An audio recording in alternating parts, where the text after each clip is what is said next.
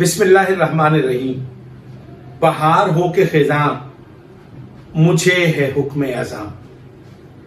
آج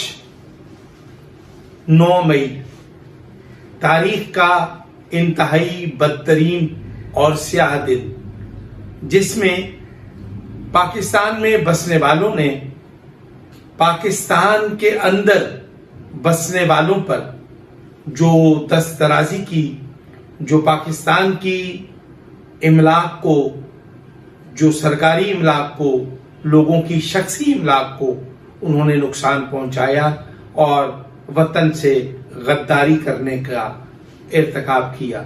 میں یہ سمجھتا ہوں کہ آج 9 مئی والے دن سوشل میڈیا پر بیٹھ کر کچھ ایسے لوگ جو آج بھی اسی نظریے اور اسی سوچ پر عمل پیرا ہیں اور وطن عزیز سونی دھرتی پاکستان کو اندر سے کھوکھلا کرنے کی سازشوں میں ملوث ہیں۔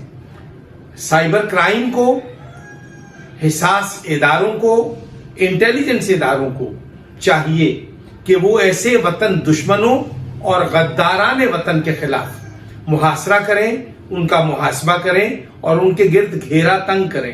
پاکستان میں بسنے والے ان ناقابت اندیش لوگوں نے پاکستان میں اسرائیلی ایجنٹوں کا اعلی کار بن کے اسرائیلی سوچ اور اسرائیل کے پالتو اور اسرائیل کے فنڈڈ ہمسایہ ملک بھارت کی زبان بول کر وہ پاکستان کو کمزور کرنا چاہتے ہیں۔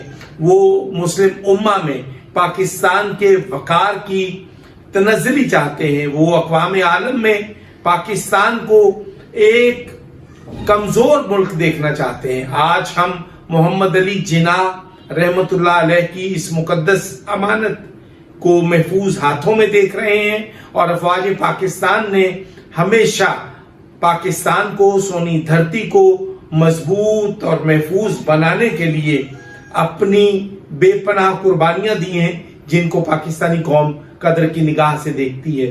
السلام علیکم ورحمۃ اللہ وبرکاتہ۔